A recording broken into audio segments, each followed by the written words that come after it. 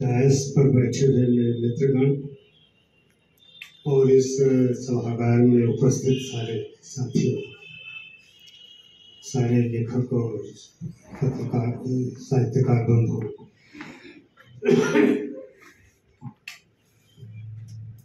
बातें लंबी हो चुकी हैं। अध्यक्ष की भूमिका बहुत सीमित होती है। बधाई देना और सारे लोगों को सफलता की कामना करना ही उसकी भूमिका होती है। तो मैं इसका अतिक्रमण लंबे समय तक नहीं करूंगा। आज बातें कई बड़ी महत्वपूर्ण आई हैं। उलझन निराशा से लेकर उम्मीद तक की चर्चाएं हुई हैं यहाँ। मैं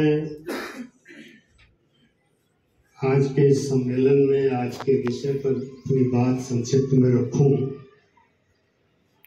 तो मुझे कहना यह है कि इस समय को सामान्य समय की से तुलना नहीं की जा सकती। आज का जो समय है वो 47 से 14 के बीच के सामान्य समय जैसा नहीं है। इसे हमें थोड़ा सा फर्क करना होगा। दूसरी चीज, हम पूरी दुनिया में जो तनाव और टकराव, जहालत और संघर्ष देख रहे हैं वो वस्तुतः वर्ग समाज के आने के बाद ही संभव हुआ।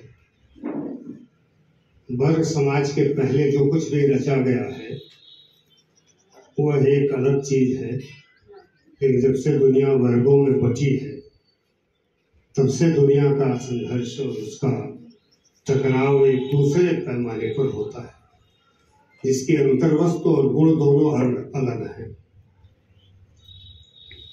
आज भारत में या दुनिया में हम जिस दौर में हैं, 1789 की फ्रांसीसी क्रांति के बाद जो मूल्य पिछले 200 वर्षों में दुनिया की संचालक शक्ति बने हुए हैं, स्वतंत्रता, समानता, बंधुत्व के जो तत्व हैं, जिन्होंने दुनिया को तेजी से गतिशील बनाया, नए संघर्षों और टकरावों को जन्म दिया और सामाजिक चेतना में गुणात्मक बदलाव लाया, आज भारत सहित दुनिया के सारी वर्ग सत्ताएं इसी के खिलाफ खड़ी हो गई।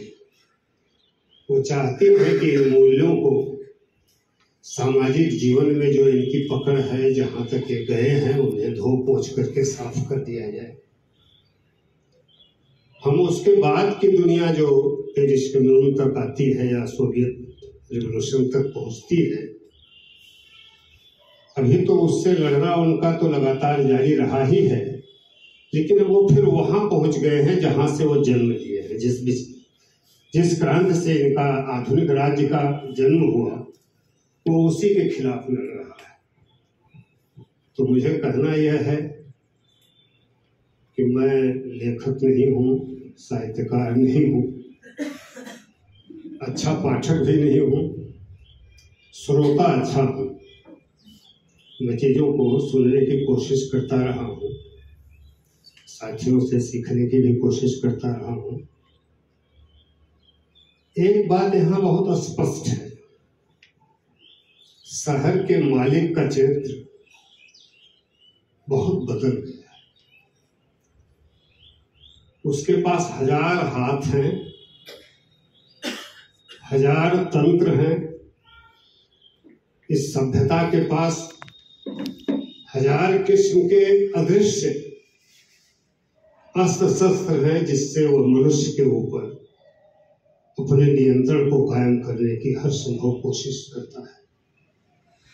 लेकिन दिक्कत है कि मनुष्य है कि वो मानता नहीं, वो तर्क करता है, सोचता है और उसमें अपने मनुष्य होने की जो उसकी गुण है, जो उसकी क्षमता है, जो पाने की मनुष्यता को जो खो उठा बैठा है वर्ग समाज में, उसे पाने के लिए लगातार लड़ते रहना उसकी नियति है।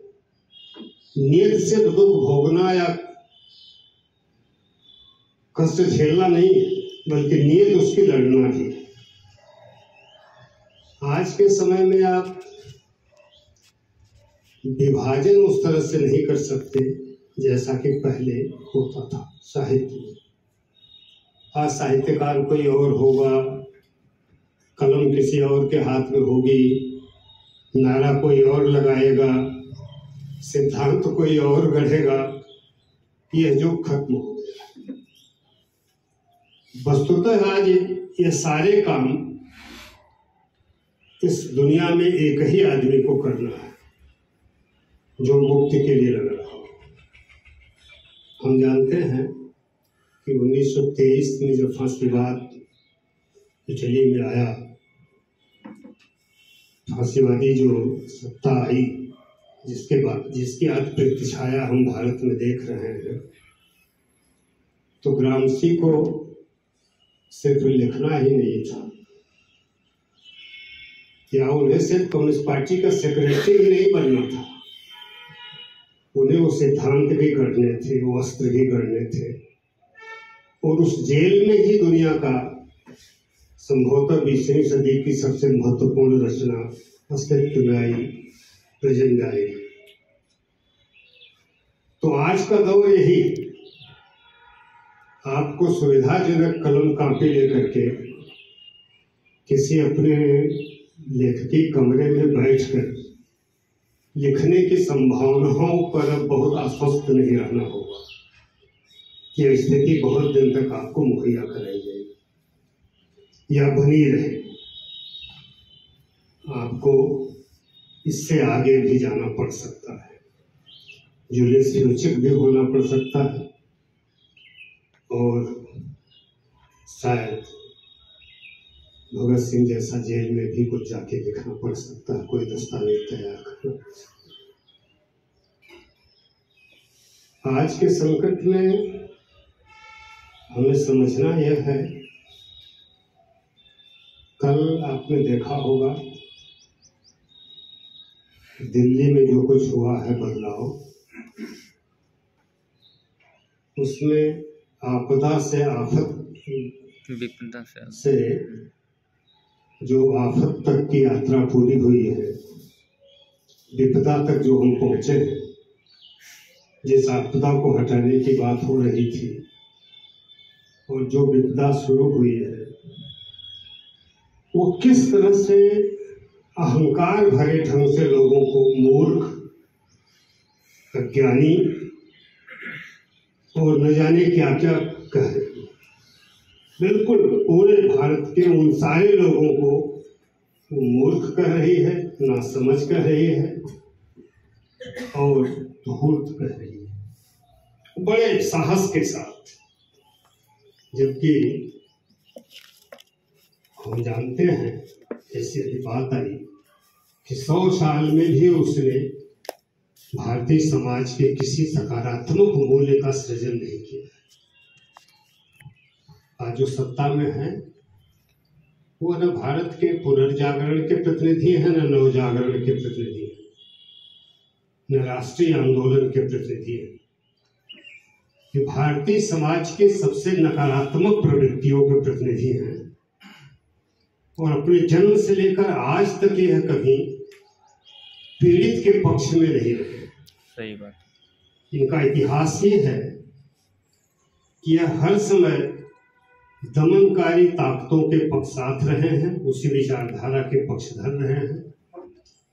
एक समय हिटलर के साथ थे, यहूदियों के कत्लेआम को भारत के लिए सीखने की सलाह दे रहे थे, जर्मन राष्ट्रवाद को भारतीय राष्ट्रवाद के लिए एक आदर्श प्रेरक शक्ति के रूप में चिन्हित कर रहे थे, और आज जायनिस्टों के, फिलिस्तीनियों के कत्लेआम को वह एक आवश्यक जरूरत महसूस कर रहे हैं।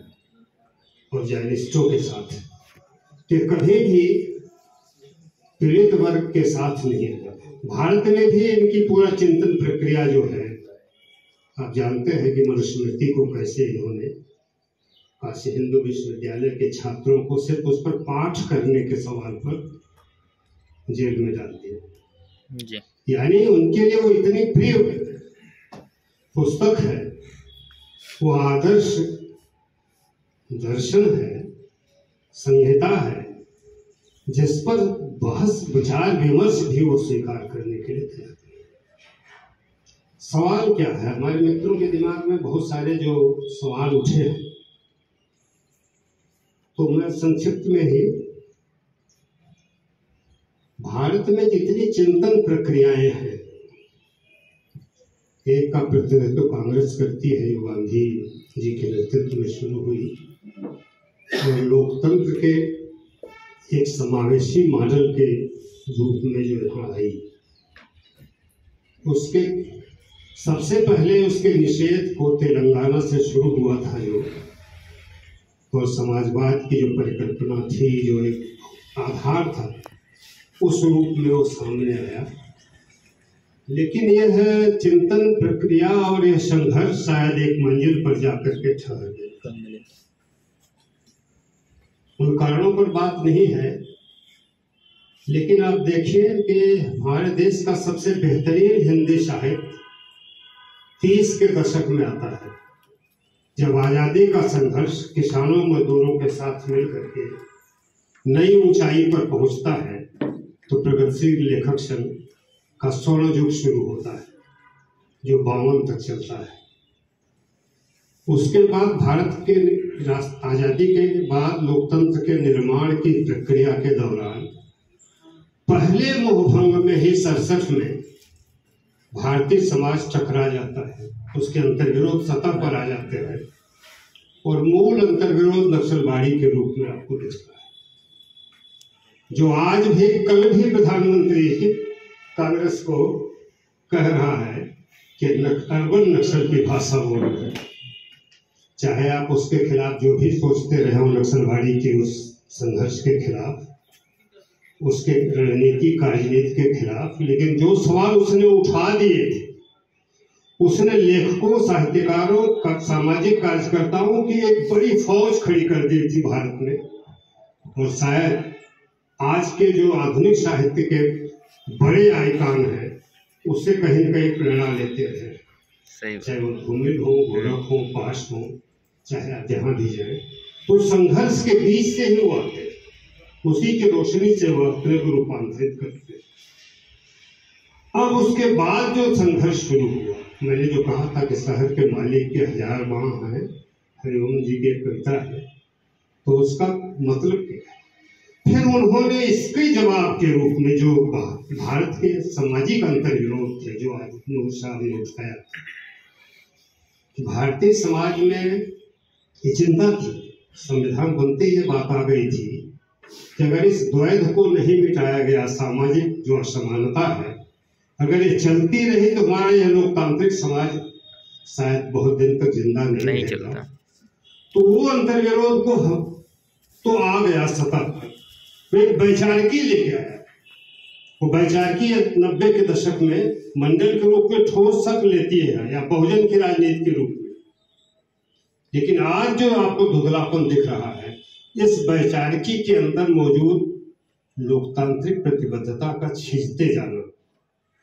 अगर इसको आप स्वीकार नहीं करेंगे, अगर आप इसको नहीं पकड़ेंगे कि वह कितनी लोकतांत्रिक थी, वो लोकतंत्र की अर्ज के साथ साथ कैसे वो धीरे धीरे फिर उसी वर्ण व्यवस्था के दायरे में समाहित कर ली जाएगी, तो आज की निराशा जो दिख रही है हमारे लोगों में, वो शायद उसका कारण हम नहीं समझ पाएंगे। आज वो निराशा राजनीतिक पतन में भी दिख रहा है, तो वैचारिक संकट में भी है, और उसके बीच से जो फांसीवाद का निकल के आया है, ये उसी 90 के दशक की जो दो वैचारिकी की टकराहट है, मुंडन और मंदिर की, उसके साथ जब उदारीकरण का पूरा प्रोजेक्ट कारपोरेट और वित्तीय पूंजी लेकर के आती है, और तीनों एक दूसरे से समाहित हो जाते हैं, एक दूसरे के सहायक बन जाते हैं, तो फासिज्म के स्टेज पर भारतीय समाज आगे बढ़ सकता है। अब यह संकट है, सारी वैचारिकी चुकती जा रही है, सबको उन्होंने लगभग अपने अंदर समाहित कर लिया है, सारे लोगों के साथ का सहयोग ले लिया है। वो कर्नाटक में भी आते हैं तो जनता दल सेकुलर से ही आते हैं मिलकर, और दिल्ली में भी आते हैं तो एनजीओ मार्का पार्टी राजनीति का जो सामाजिक सुधार एजेंडा है उसको समाप्त करके ही दिल्ली में आते हैं। यानी सामाजिक सुधार और सामाजिक सेवा के जितने भी मॉडल थे या समाज में सत्ता में हिस्सेदारी के जितने मॉडल थे सबको उन्होंने इस्तेमाल कर लिया है। उड़ीसा हो, बिहार हो, उत्तर प्रदेश में अब उनकी बारी है। आए वो वहीं से है।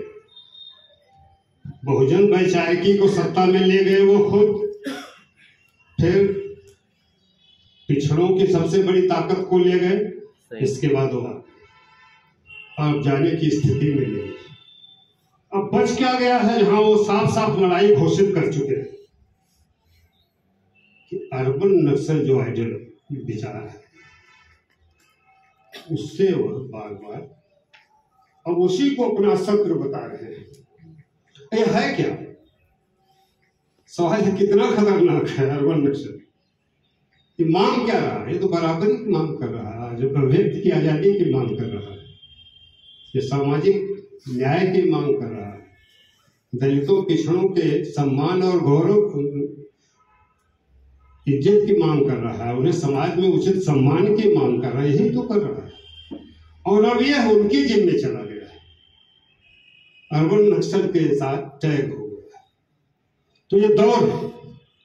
अब हम सब लोगों को इस बात को समझना है, देखना है, और ये जो एकता के तत्व दिख रहे हैं, आप देख रहे हैं फासिज्म के खिलाफ सबसे मजबूत वैचारिकी कोई अगर आती है तो प्रगतिशील वामपंथी धारा ही है। सही बात है।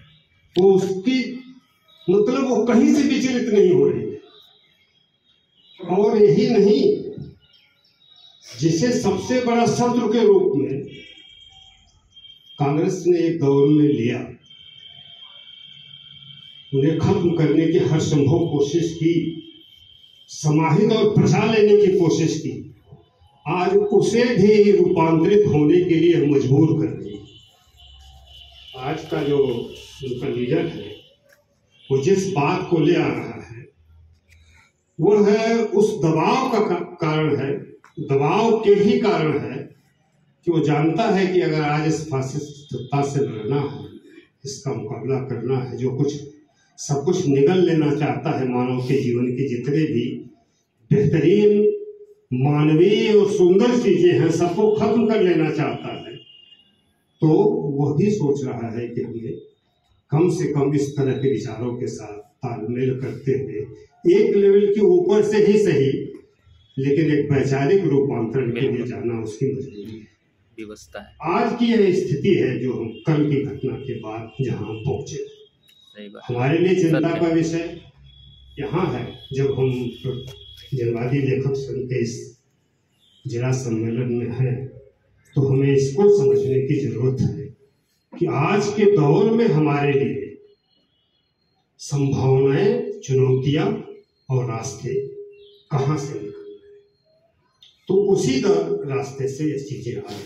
आप देखिएगा इस दमन के खिलाफ प्रतिरोध की सबसे बड़ी ताकत शायद इसी वैचारिकी से आई है।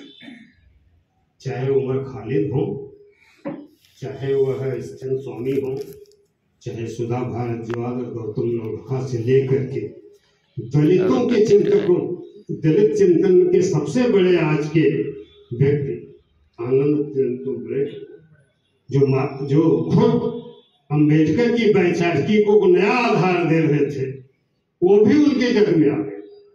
उनके जद में चंद्रशेखर जैसे, रावण जैसे लोग नहीं है। सही बात। वो कभी भी पचाए जा सकते हैं, जीते जा सकते हैं, लेकिन उनके लिए वह व्यक्ति ज्यादा खतरनाक है जो अम्बेडकर के उस तत्व को पकड़ रहा है जहां वह कंसिस्टेंट डेमोक्रेट के रूप में भारत की जनता के जनतांत्रिक अधिकारों के लिए लड़ रहे हैं, और उसके लिए वह सामाजिक रूपांतरण में के उस दिशा में इकोनॉमी में भी जा रहे हैं। इकोनॉमी में वो राष्ट्रीयकरण की बात करते हैं, जमीन के राष्ट्रीयकरण की बात करते हैं, उद्योगों के राष्ट्रीयकरण की बात करते हैं। वो खतरनाक है, वो खतरनाक नहीं है उनके लिए, जो यह कह रहा है कि दलितों में भी अरबपतियों के विकास के लिए हमें संघर्ष करना है, वो खतरनाक नहीं। ये चिंतन जो है बड़े आसानी से दलित अरबपति हो सकते हैं, दलित पिछड़े अरबपति हो सकते हैं, ये फासिज्म की कोई प्रतिरोधक शक्ति नहीं हो सकती।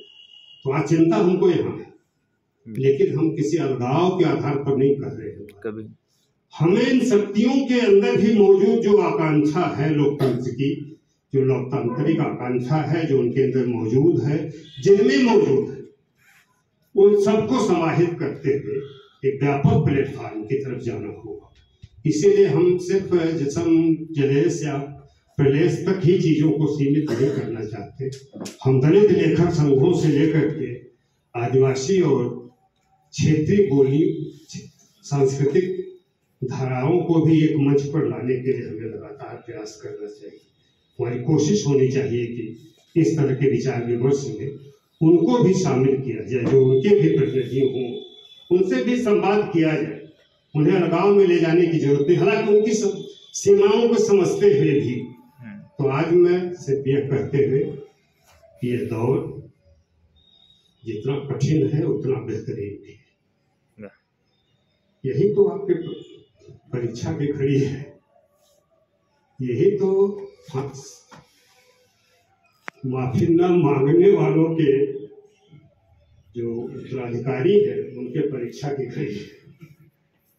यही तो वो समय है जब आपको भारतीय राष्ट्रवाद को नए सिरे से फिर से उसकी अंतर्वस्त को ले आने की जरूरत है, जो बांग्लादेश को तो आंख दिखाता है, इन जंजीर बंधे हुए भारतीयों को मौन होकर के बर्दाश्त कर लेता है, जो कमजोर के सामने तो कूदता है, मालदीव के को तो हजम करने की बात करता है, लेकिन अमेरिका के सामने दूर है। सही बात है, वहां से चिपकने की कोशिश करता है। हथकड़ी नहीं। तो इस संकट को समझना है और हमारे लिए प्रेरणा है। ऐसा नहीं है कि आज का दौर दुनिया में,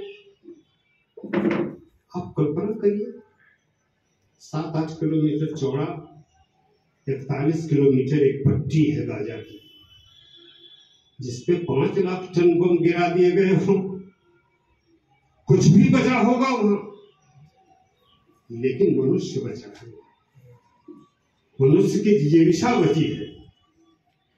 अपने लोगों को खोए हुए शायद मलबे में वो दबे हों, उस पर भी वापसी का वो नृत्य कर रहे हैं विजय का। मनुष्य की विजय का जो समझौते के बाद जो फिलिस्तीनियों की वापसी थी, वो वस्तुतः मनुष्य की जिजीविषा की वापसी है, पूंजी और कॉर्पोरेट की सत्ता के खिलाफ, कि अंत में वही विजयी होगा और वह एक नई दुनिया बनाए के लिए वह उसकी लड़ाई को रोका नहीं जा सकता। इसलिए ट्रंप के सामने गाजा खाली कराना उनके लिए चुनौती बना हुआ है, क्योंकि अगर गाजा है तो साम्राज्यवादी पूंजी के खिलाफ संघर्ष का केंद्र भी मौजूद है दुनिया, इसलिए वो केंद्र को मिटा देना चाहते हैं। आते ही पहला प्रोग्राम लेके आते हैं कि यहाँ इसे शिफ्ट करके हम यहाँ होटल और दुनिया के सबसे खूबसूरत रिसॉर्ट बनाएंगे। तो यह दौर मनुष्यता के सबसे खूबसूरत संघर्ष का दौर है, दमन उत्पीड़न के खिलाफ लड़ने और जीतने के उत्सव का दौर है। भारत में भी हम देखते हैं इतने के बावजूद, इतने हमारे बड़े लोगों को मार देने के बावजूद, क्या होलकर को मारने का क्या तुक था? वो तो नक्सल थे। आप साईं बाबा को मार दे या किसी और को मार दे, वो तो समझ में आता है। गौरी लंकेश को मार दे, ये तो समझ में आता है। लेकिन भोलकर साहब जो सोशलिस्ट बैकग्राउंड से आते हैं, वो समाज में अंधविश्वास के खिलाफ ही तो बात उठा रहे थे, जो लोकतंत्र की बुनियादी चीज है, तर्क कर रहे थे, जो मानव बढ़ रहे हैं। आज उतना भी वो बर्दाश्त करने के लिए थे। आज दयानंद होते तो भी उनको जिंदा नहीं छोड़ते। आज अगर वो दयानंद सरस्वती होते तो उनको भी जिंदा नहीं छोड़ते। यहाँ तक कि जिस विवेकानंद का गुण गाते हैं उनको भी नहीं छोड़ते। सही है। तो हमारे समाज की जितने भी चीजें हैं, सबसे वो डरे हुए हैं। और डरा हुआ व्यक्ति, कायर, सत्ता इसी तरह के रास्ते पर बढ़ती है। बिल्कुल। तो